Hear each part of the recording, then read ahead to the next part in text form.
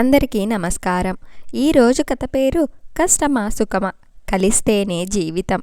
నా వీడియో గనక మొదటిసారిగా చూస్తుంటే నా ఛానల్ని సబ్స్క్రైబ్ చేసుకోండి. అమ్మా నాన్నలకి మేము 5గురం పిల్లలం. నాకిద్దరు అక్కలు, ఒక తమ్ముడు, ఒక చెల్లి ఉన్నారు. నేను మధ్యలో దానిని. నాన్నకు 1 ఎకరం పొలం ఉండేది. ఆ ఎకరం పొలంతో అందరినీ పోషించాలంటే కష్టం. అందరూ తినాలంటే అందరూ పని చెయ్యాలి. అలాగే వయసుతో సంబంధం లేకుండా అందరం పని చేసేవాళ్ళం. తెల్లవారగానే నాన్న వెంటే సైన్యంలాగా అందరం బయలుదేరేవాళ్ళం. చిన్న వయసులోనే అక్కలిద్దరికీ పెళ్లి జరిగింది. ఆ తర్వాత నాకు కూడా 14 సంవత్సరాల వయసులోనే పెళ్లి చేసేశారు. ఆ వయసులో పెళ్లి చేయటం అప్పట్లో మామూలు విషయమే. పెళ్ళైన కొన్నాళ్ళకి మా బంధువులింట్లోనే పనికి కుదిరాను. కొన్నాళ్ళు పని చేశాక మా ఆయన దగ్గరికి వెళ్తాను అంటే వాళ్ళు ఒప్పుకోలేదు.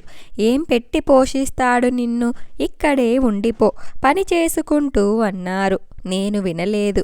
ఆయన తాపి పని చేసేవాడు. ఒకరోజు వాళ్ళ స్నేహితుడితో నాకు కబురు పంపాడు. రేపు ఉదయాన్నే పలానా చోటికి వచ్చి నేను తీసుకెళ్తాను అని.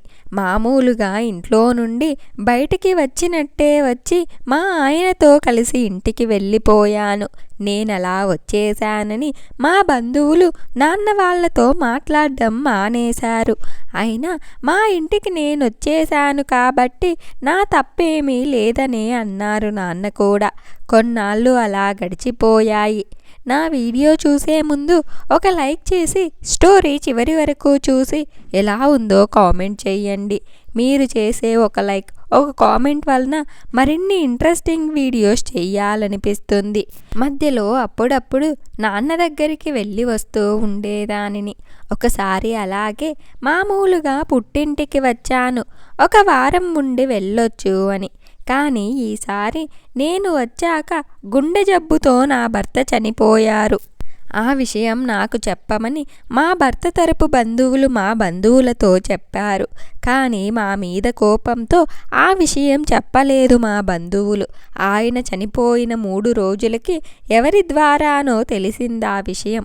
ఒక్క నిమిషం ఎవరికీ ఏమీ అర్థం కాలేదు. అది నిజమని నమ్మలేకపోయాము. నాన్న అప్పటికప్పుడు బయలుదేరి వెళ్ళి కనుక్కొని వచ్చారు. నిజమే, కానీ ఏం చెయ్యాలి? ఏడవడం తప్ప. నా భర్త చివరి చూపు కూడా దక్కలేదు. మిగిలిన కార్యక్రమాలు మా ఇంటి దగ్గర నుండే జరిపించారు నాన్న. మళ్ళీ ఆ ఇంటికి పంపటానికి నాన్న ఒప్పుకోలేదు. అప్పటికి 20 సంవత్సరాలు కూడా రాలేదు నాకు. అమ్మ నాన్నల దగ్గర ఉంటూనే రోజు పొలం పనికి వెళ్ళేదానిని. అలాగే 4-5 సంవత్సరాలు అక్కడే ఉన్నాను. తర్వాత ఇంకో సంబంధం చూసి పెళ్లి చేశారు. పెళ్ళైన 2-3 సంవత్సరాలకి మా ఆయనకి విపరీతమైన జబ్బు చేసింది. మళ్ళీ మనకు దక్కడు అన్నారు.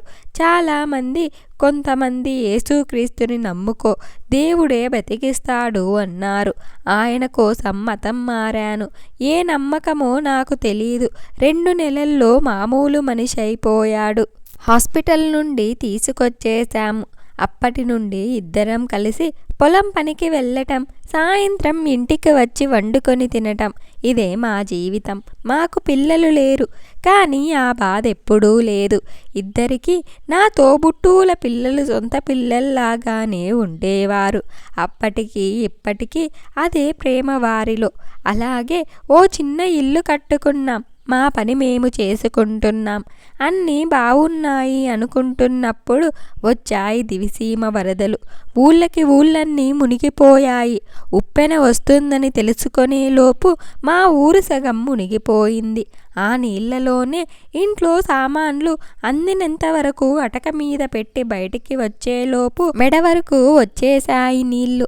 ఆ లోతు నీళ్లల్లో నడుస్తూనే కొంచెం ఎత్తులో ఉన్న ఇళ్లలోకి చేరామందరం. ఎటు వెళ్ళటానికి లేదు, అంతా నీళ్లే. అక్కడే ఉన్నామందరం. అంత పెద్ద వరదల్లోనూ కొంచెం డబ్బు ధాన్యం కలిగి ఉన్న కుటుంబాలందరికీ భోజనాలు ఏర్పాటు చేశారు. ఊళ్ళో ఏ ఒక్కరిని ఆకలితో పడుకోనివ్వలేదు. ఎవరెవరు ఎక్కడ ఉన్నా వెతుక్కుంటూ వచ్చి భోజనానికి తీసుకెళ్లేవారు. గవర్నమెంటోళ్ళు పైనుండి పులిహోర పొట్లాలు విసిరేసిన సగం నేలపాలే అయ్యేవి. మిగతా సగం మాలో ఒక 10% మందికే సరిపోయేవి కాదు. కానీ ఆకలితో ఎవరూ ఇబ్బంది పడకుండా చూసుకునేవారు ఊళ్ళో అందరూ. భరత తగ్గాక ఇంటి పైకప్పు మాత్రం మిగిలింది. మట్టి గోడలు దాదాపు కొట్టుకుపోయాయి. ఆసరాగా పెట్టిన కర్రల మీద అలా నిలిచింది ఇల్లు. అంత వరదల్ని ఎప్పుడూ చూడలేదు నేను. అలా దెబ్బ తగిలిన ప్రతిసారి లేచి నిలబడ్డ ప్రతిసారి ఏదో ఒక దెబ్బ తగలడం అలవాటైపోయింది. అయినా ఎవరి మీద ఆధారపడకుండా మా జీవితం అలాగే సాగింది. ఇక్కడికి వచ్చిన 40 సంవత్సరాలలో 4-5 సార్లు వరదలు వచ్చి ఇల్లు సొంతం కొట్టుకుపోయే పరిస్థితి. ఏ గవర్నమెంటు పులిహోర ప్యాకెట్ల పంపకం కంటే ఎక్కువ ఆలోచించలేదు. అయితే వారి సహాయం కోసం మేము ఎదురు చూడలేదు. మా జీవితం మాదే. ఒక్కో కాలంలో ఒక్కో పని. నాట్లు వేయటం, పసుపు కొయ్యటం, తమలపాకులు కట్టటం, వరి పైరు కొయ్యటం, అరటి గెలలు కొట్టటం, కలుపు మొక్కలు తీయటం ఇవే మా జీవితం.